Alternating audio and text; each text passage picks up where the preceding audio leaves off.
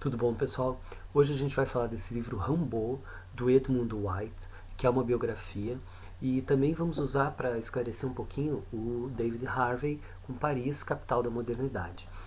Bom, esse autor ele é considerado o pai da poesia moderna, o Rimbaud. Ele escreveu só dos 15 aos 19 ou 20 anos. Então, mais ou menos de 1969 a 1873, 74. Mesmo assim, os livros dele, A Carta ao Vidente, Uma Temporada no Inferno, Um Tempo no Inferno, Iluminações, são considerados os fundamentos da poesia moderna. De Um Tempo no Inferno. Para mim, a história de uma das minhas loucuras. De há muito eu me vangloriava de possuir todas as paisagens possíveis e achava irrisórias as celebridades da pintura e da poesia modernas. Do Iluminuras. Eu sou o santo, rezando no terraço, como os animais pacíficos pastando junto ao mar da Palestina. Então, o Rimbaud nasceu nessa cidadezinha de Charleville, que é no nordeste da França, bem do lado da Bélgica, uma cidade pequena, provinciana, muito católica.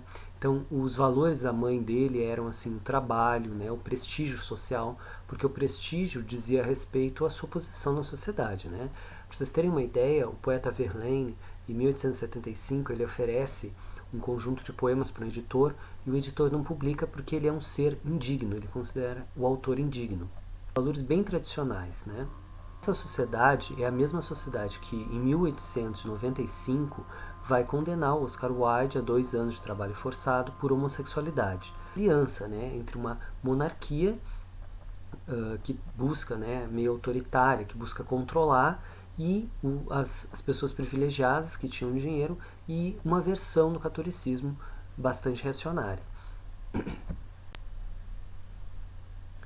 Bom, o Rimbaud, ele era um ótimo aluno, eles tinham na escola, eles estudavam os poetas latinos, os poetas gregos, eles escreviam, né, como se fossem transcrições dos poemas latinos. Então, ele tinha toda essa formação clássica da escola, teve professores que emprestaram livros para ele, que deram revistas do que estava acontecendo na França nesse momento. Então, os parnasianos estavam lutando contra o movimento romântico, porque achavam essa poesia muito política. Eles estavam criando uma arte assim mais arte pela arte, tentando imitar a antiguidade, uma coisa mais fria. Então, o Rimbaud estava, com 15 anos, ele já estava bem atualizado de todos esses debates, tudo isso que estava acontecendo. Em 71, ele vende um relógio e vai para Paris. Fica 15 dias em Paris, tem que voltar a pé porque, né, não tem dinheiro para passagem. E aí ele tenta várias vezes dar escapadinhas, né, daquele mundo tão opressivo. Ele acaba escrevendo uma carta para o poeta Verlaine, que ele tinha gostado, que ele já gostava dos poemas do Verlaine. E o Verlaine manda para ele uma passagem. O David Harvey vai comentar que havia uma separação muito grande entre Paris e o interior da França. O interior da França, né, se ressentia dessa animosidade, uma certa hostilidade que havia com o homem do campo. Então, por exemplo, quando o Rimbaud chega em Paris, ele é muito jovem, ele tem essa origem provinciana, e a esposa do Rimbaud olha para ele com talvez um pouco de desdém. Diz que ele é alto e forte como um homem do campo, com mãos vermelhas. Então talvez ele se sinta um pouco rejeitado. Outro diz que ele parece uma criança de 13 anos, que ele tem um caráter mais selvagem do que tímido. Mas realmente o Rimbaud, nessa época, ele está se revoltando contra tudo. Ele está percebendo que até o corpo dele, né, é dominado por essas crenças religiosas, por essa crença que tem a ver com a autoridade da igreja e também, né, política e social. Bom, então nesse período nós estamos em plena guerra da França com a Alemanha, em 1870, e os franceses acabam se rendendo, o que alguns republicanos de Paris acham que foi meio com medo do inimigo interno, porque a burguesia teria se sentido entre os alemães e os vermelhos, preferiu se render. E aí as tropas alemãs acabam invadindo Paris, os monumentos são todos cobertos de musselina preta, né, no sentido de luto, e o exército francês vai retirar da colina de Montmartre, vai retirar os canhões que a população tinha doado metais para se defender do cerco.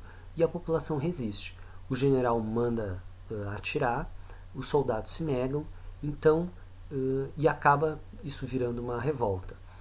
São enviadas tropas, né, do governo central, que está em Versailles, há uma invasão e 20 mil comunards, como se chama, são assassinados. Então é nesse local que a igreja quer construir um monumento, como que para selar uma vitória, né, da monarquia. Verlaine e Rimbaud acabam formando como um casal homossexual nos círculos que o Verlaine frequenta, né, que são círculos literários, assim. O Rimbaud é visto como uma pessoa muito antipática e raivosa. Por exemplo, numa das reuniões está sendo declamado um poema e ele começa a xingar, né? E aí um cara pega ele pelo pescoço, ele ataca o cara com uma faca. Então eles vão se isolando desse círculo literário e o Rimbaud vai ficando com essa fama de encrenqueiro. Só isso. É importante a gente lembrar que há praticamente a homossexualidade é vista como uma doença e como um crime. Então, por exemplo, o E.M. Forster, que nasceu em 1879 na Inglaterra, ele vai dizer no final da vida dele, com 80 anos, ele diz assim: como eu estou irritado com a sociedade por ter desperdiçado a minha vida criminalizando a homossexualidade. Porque a homossexualidade só vai deixar de ser crime na Inglaterra em 67, em 1967, e na Escócia em 1980. Então, é muito importante, por exemplo, a gente pensar que essa é a época do Augusto Comte.